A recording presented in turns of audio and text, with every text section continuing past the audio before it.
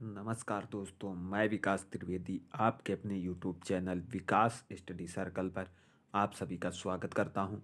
दोस्तों, आज हम एसएससी जीडी 2022-23 के जीएस का प्रैक्टिस सेट नंबर 12 लेकर आए हैं। दोस्तों, ये प्रैक्टिस सेट न्यू पैटर्न पर आधारित है और बहुत ही महत्वपूर्ण प्रश्नों का प्रैक्टिस सेट है। दोस्तों, तो वीडियो के साथ अंत तक बने रहिएगा और वीडियो को ज़्यादा से ज़्यादा लाइक करें, शेयर करें और चैनल को सब्सक्राइब जरूर करें। दोस्तों, शुरू करते हैं आज के प्रैक्टिस सेट का पहला क्वेश्चन। दोस्तों, हमारा पहला क्वेश्चन है दोस्तों, आसियान के सदस्य देशों की कुल संख्या कितनी है। दोस्तों, आसियान के सदस्य देशों की संख्या कुल कितनी है, हमारा क्वेश्चन है। ऑप्शन हमारे हैं 9, 10, 11, 12। तो इसमें दोस्तों राइट आंसर हमारा हो जाएगा ऑप्शन नंबर 2। आसियान के कुल सदस्य देश 10 देश हैं। और अगर बात करें दोस्तों आसियान की, तो आसियान की स्थापना कब हुई, तो 1967 ईस्वी में। दोस्तों, आसियान की स्थापना 1967 ईस्वी में हुई और आसियान का मुख्यालय कहाँ है, तो जकार्ता इंडोनेशिया में। आसियान का मुख्यालय जकार्ता इंडोनेशिया में है और इसके सदस्य देश कितने हैं, तो 10।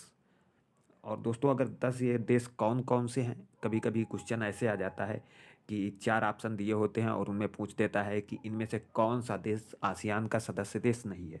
तो आपको इस क्वेश्चन में ये भी जानना जरूरी है कि आसियान के सदस्य देश जो 10 हैं वो कौन कौन से हैं। तो दोस्तों हमारा सबसे पहला हो जाएगा म्यांमार। म्यांमार हमारा सबसे पहले हो जाएगा और उसके बाद हो जाएगा थाईलैंड। थाईलैंड हो जाएगा हमारा। और उसके बाद दोस्तों तीसरा नंबर हो जाएगा लाओस। चौथा हो जाएगा वियतनाम। पांचवा हो जाएगा दोस्तों हमारा कंबोडिया।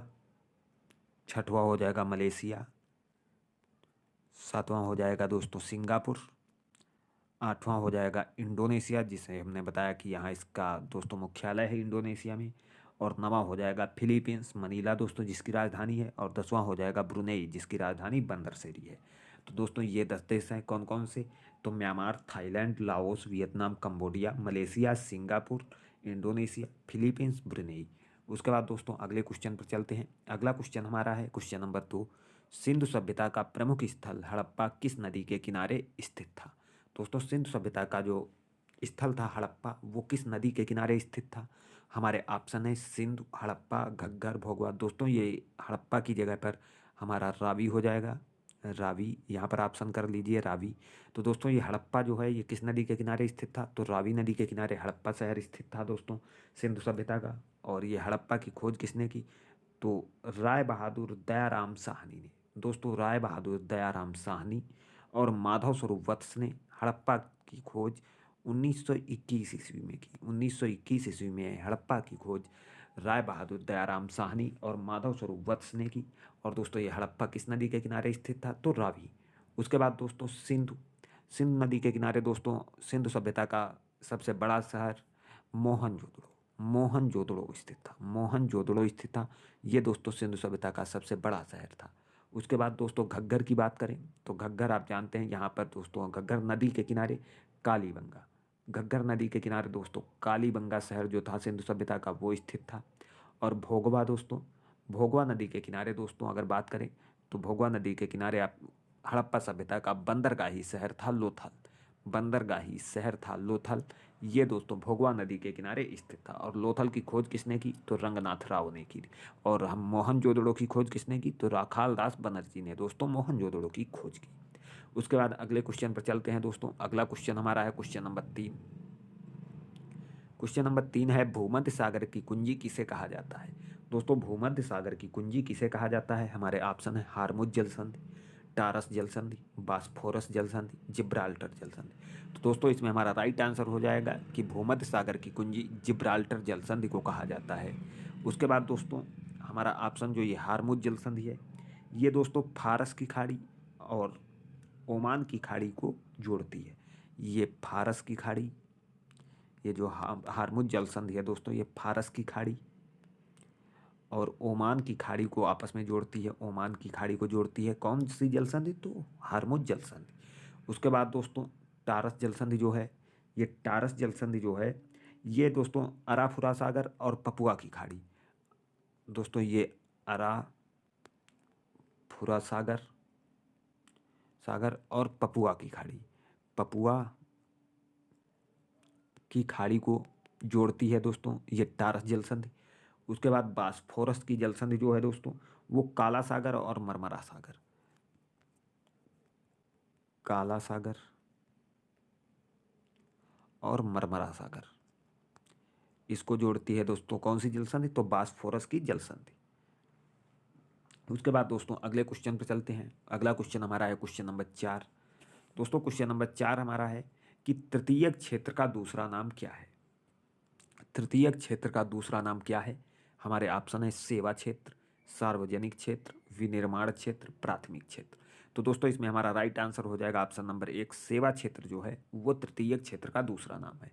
विनिर्माण क्षेत्र जो दोस्तों है ये द्वितीयक क्षेत्र है। विनिर्माण क्षेत्र जो है वो द्वितीयक क्षेत्र कहलाता है। और दोस्तों द्वितीयक क्षेत्र औद्योगिक क्षेत्र भी कहलाता है। प्राथमिक क्षेत्र कृषि क्षेत्र है। प्राथमिक क्षेत्र कृषि क्षेत्र है तो तृतीयक क्षेत्र को सेवा क्षेत्र के नाम से जाना जाता है। दोस्तों तृतीयक क्षेत्र को सेवा क्षेत्र के नाम से जाना जाता है। दोस्तों मोस्ट इंपॉर्टेंट क्वेश्चन है, सभी एग्जामों में पूछा जाता है कि तृतीयक क्षेत्र को किस अन्य क्षेत्र के नाम से जाना जाता है, तो सेवा क्षेत्र। या ऐसे क्वेश्चन आ जाता है कि सेवा क्षेत्र को किस क्षेत्र के रूप में जाना जाता है, तो तृतीयक क्षेत्र के रूप में। उसके बाद दोस्तों अगले क्वेश्चन पर चलते हैं, क्वेश्चन नंबर 5। क्वेश्चन नंबर 5 हमारा है 2011 की जनगणना के अनुसार भारत के निम्न में से किस राज्य का जनसंख्या घनत्व सबसे कम था या कम है। दोस्तों सबसे कम है 2011 की जनगणना के अनुसार दोस्तों भारत का कौन सा राज्य है जिसका जनसंख्या घनत्व सबसे कम है। तो इसमें हमारा ऑप्शन नंबर दोस्तों ये हमारे ऑप्शन दिए हुए हैं मिजोरम, गोवा, सिक्किम, अरुणाचल प्रदेश। तो दोस्तों जनसंख्या घनत्व में सबसे कम कौन सा, तो अरुणाचल प्रदेश, ऑप्शन नंबर 4 हमारा सही हो जाएगा। गोवा की बात करें तो आप दोस्तों जानते हैं कि क्षेत्रफल की दृष्टि से भारत का सबसे छोटा राज्य, क्षेत्रफल की दृष्टि से भारत का सबसे छोटा राज्य गोवा है। और जनसंख्या की दृष्टि से भारत का सबसे छोटा राज्य सिक्किम है। दोस्तों सिक्किम जो है वो जनसंख्या की दृष्टि से सबसे छोटा राज्य है, गोवा क्षेत्रफल की दृष्टि से सबसे छोटा राज्य है। उसके बाद दोस्तों अगले क्वेश्चन पर चलते हैं। क्वेश्चन नंबर 6 हमारा है। क्वेश्चन नंबर 6 हमारा है दोस्तों संविधान सभा ने उद्देश्य प्रस्ताव कब पारित किया। दोस्तों संविधान सभा ने उद्देश्य प्रस्ताव कब पारित किया। दोस्तों पारित करने की बात कर रहा है, हमारे ऑप्शन है कि 9 दिसंबर 1946 को, 11 दिसंबर 1946 को, 13 दिसंबर 1946 को, 23 जनवरी 1947 को। तो दोस्तों इसमें हमारा राइट आंसर हो जाएगा कि संविधान सभा ने उद्देश्य प्रस्ताव को कब पारित किया, तो 23 जनवरी 1947 को। दोस्तों 9 दिसंबर 1946 की बात करें तो आप जानते हैं कि 9 दिसंबर 1946 को संविधान सभा की प्रथम बैठक हुई। और इसी दिन दोस्तों 9 दिसंबर 1946 को संविधान सभा की जब प्रथम बैठक हुई तो उसमें अस्थायी अध्यक्ष संविधान सभा का सच्चिदानंद सिन्हा को चुना गया। किसे अस्थायी अध्यक्ष चुना गया दोस्तों, अस्थायी अध्यक्ष तो सच्चिदानंद सिन्हा को चुना गया। कब चुना गया, तो संविधान सभा की प्रथम बैठक जब हुई, और ये प्रथम बैठक हुई कब, तो 9 दिसंबर 1946 को। दोस्तों मोस्ट इंपॉर्टेंट क्वेश्चन है। उसके बाद दोस्तों 11 दिसंबर 1946 को क्या हुआ, 11 दिसंबर को दोस्तों संविधान सभा की जब बैठक हुई तो इसमें डॉक्टर राजेंद्र प्रसाद को सभा का स्थायी अध्यक्ष नियुक्त किया गया। तो दोस्तों 9 दिसंबर 1946 को सच्चिदानंद सिन्हा को अस्थायी अध्यक्ष चुना गया। 11 दिसंबर 1946 को डॉक्टर राजेंद्र प्रसाद को स्थायी अध्यक्ष चुना गया। उसके बाद दोस्तों 13 दिसंबर 1946 को क्या हुआ, तो 13 दिसंबर 1946 को दोस्तों जवाहरलाल नेहरू ने उद्देश्य प्रस्ताव जो था दोस्तों उसको संविधान सभा में प्रस्तुत किया था दोस्तों 13 दिसंबर 1946 को। ये जो उद्देश्य प्रस्ताव था वो जवाहरलाल नेहरू ने संविधान सभा को प्रस्तुत किया। और 23 यहाँ पे नहीं होगा दोस्तों, यहाँ पर हो जाएगा 22 जनवरी 1947 को इसे स्वीकृत दे दी। किसने, तो संविधान सभा ने उद्देश्य प्रस्ताव को पारित कर दिया। कब, तो 22 जनवरी 1947 को। उसके बाद दोस्तों अगले क्वेश्चन पर चलते हैं। तो हमारा राइट आंसर इसमें दोस्तों क्या हो जाएगा, ऑप्शन नंबर 4, और यहाँ पर हो जाएगा 22 जनवरी 1947। उसके बाद दोस्तों हमारा क्वेश्चन नंबर 7 है कि किस राज्य में केंद्रीय मंत्रिमंडल ने जुलाई 2022 में गतिशक्ति विश्वविद्यालय की स्थापना को मंजूरी दी है। दोस्तों गतिशक्ति विश्वविद्यालय की स्थापना की मंजूरी केंद्रीय मंत्रिमंडल ने किस राज्य कहाँ दी है, किस राज्य में दी है? तो हमारे ऑप्शन है सिक्किम, पश्चिम बंगाल, गुजरात, उत्तर प्रदेश। तो इसमें दोस्तों हमारा राइट आंसर हो जाएगा ऑप्शन नंबर 3 गुजरात। गुजरात में दोस्तों केंद्रीय मंत्रिमंडल ने जुलाई 2022 में गतिशक्ति विश्वविद्यालय की स्थापना को मंजूरी दी है। दोस्तों ये जो विश्वविद्यालय होगा ये परिवहन क्षेत्र में, शिक्षा के क्षेत्र में, प्रशिक्षण, कौशल और अनुसंधान केंद्र के रूप में काम करेगा दोस्तों। तो ये जो गतिशक्ति विश्वविद्यालय होगा ये किन क्षेत्रों में काम करेगा? तो परिवहन के क्षेत्र में, शिक्षा के क्षेत्र में, प्रशिक्षण और कौशल के क्षेत्र में, और अनुसंधान केंद्रों के क्षेत्र में दोस्तों ये कार्य करेगा। उसके बाद अगला क्वेश्चन हमारा कौन सा है दोस्तों? अगला क्वेश्चन है क्वेश्चन नंबर 8। कौन सा राष्ट्रीय उद्यान नीलगिरी बायोस्फीयर रिजर्व या जैवमंडल संरक्षित क्षेत्र के भाग का निर्माण करता है? दोस्तों कौन सा राष्ट्रीय उद्यान है जो नीलगिरी बायोस्फीयर रिजर्व के भाग का निर्माण करता है? हमारा ऑप्शन है बांदीपुर बाघ संरक्षित क्षेत्र और राष्ट्रीय उद्यान, पेरियार राष्ट्रीय उद्यान, कालीबाग संरक्षित क्षेत्र या अन्नामलाई बाघ संरक्षित क्षेत्र। तो इसमें दोस्तों हमारा राइट आंसर क्या हो जाएगा?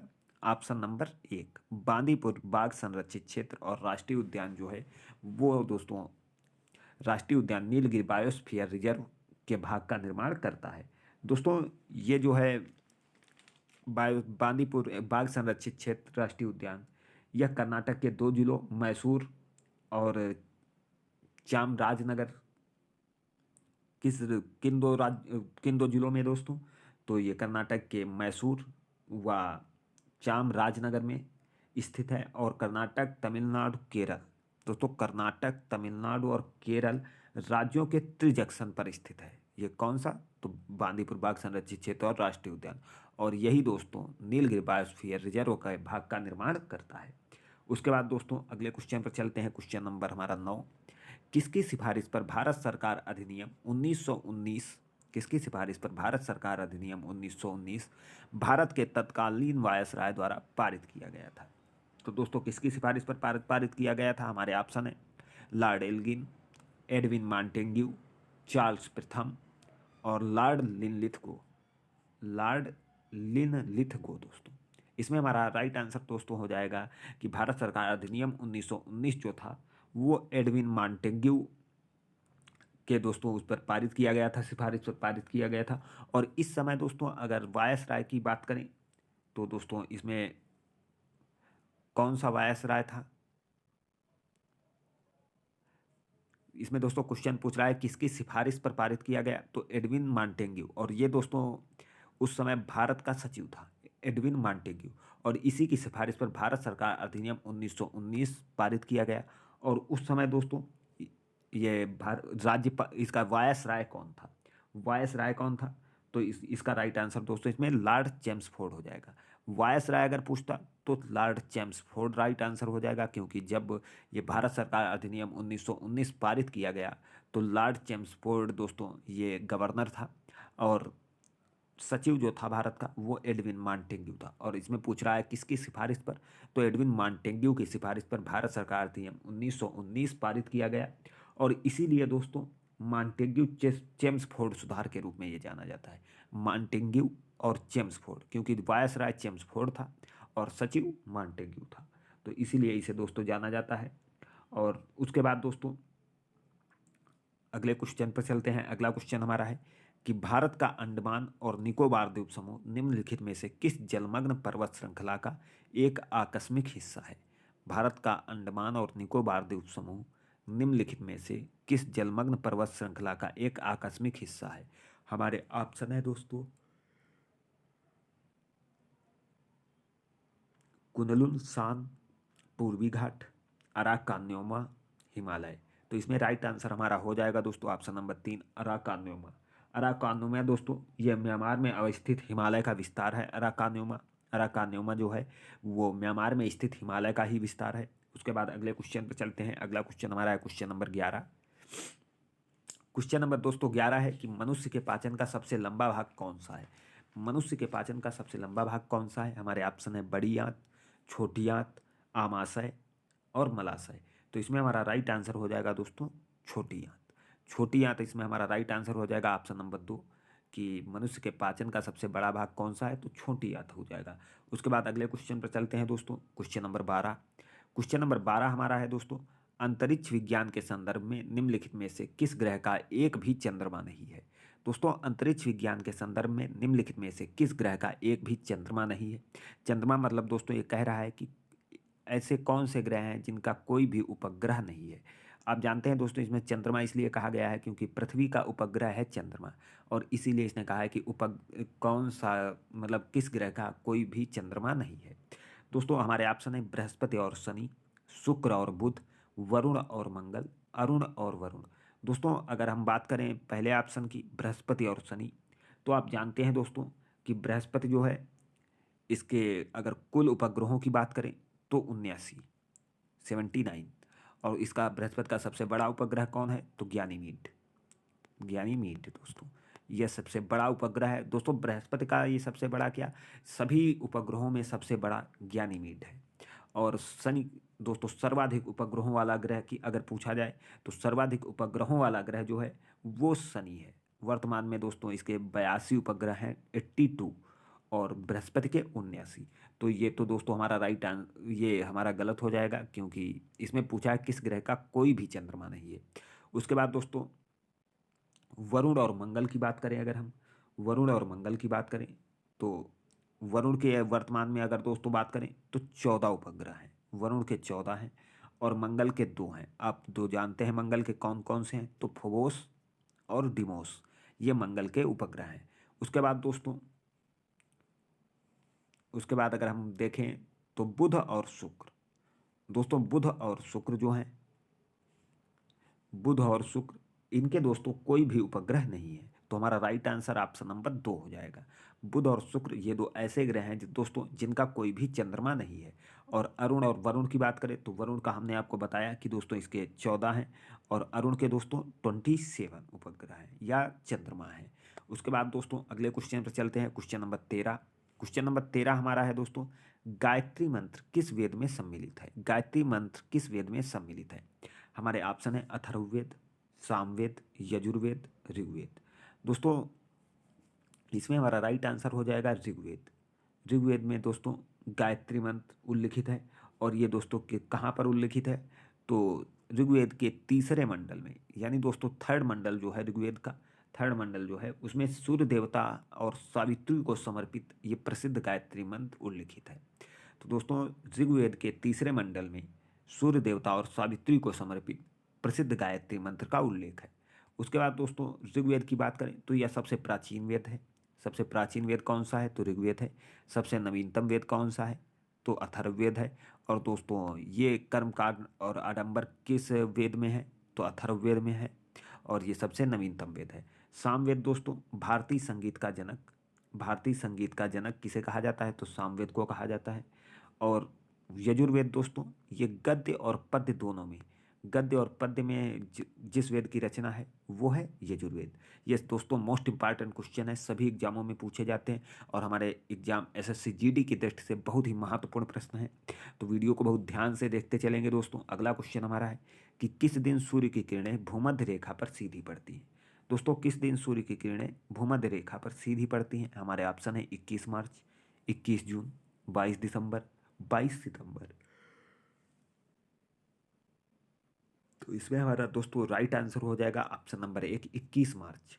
21 मार्च को दोस्तों सूर्य की किरणें जो हैं वो भूमध्य रेखा पर सीधी पड़ती हैं। उसके बाद अगले क्वेश्चन पर चलते हैं। अगला क्वेश्चन हमारा है दोस्तों क्वेश्चन नंबर 15, प्रथम पंचवर्षीय योजना में मुख्य फोकस क्या था। दोस्तों किस क्षेत्र पर मुख्य फोकस था प्रथम पंचवर्षीय योजना में। दोस्तों अगर प्रथम पंचवर्षीय योजना की बात करें तो ये आप जानते हैं कि हेराल्ड डोमर मॉडल पर आधारित थी। हेराल्ड और डॉमर मॉडल पर आधारित थी दोस्तों ये प्रथम पंचवर्षीय योजना। और दोस्तों इसमें सर्वाधिक ध्यान किस पर दिया गया या फोकस किया गया, तो कृषि क्षेत्र पर। हमारा ऑप्शन नंबर 1 सही हो जाएगा। उसके बाद दोस्तों अगले क्वेश्चन पर चलते हैं, क्वेश्चन नंबर 16।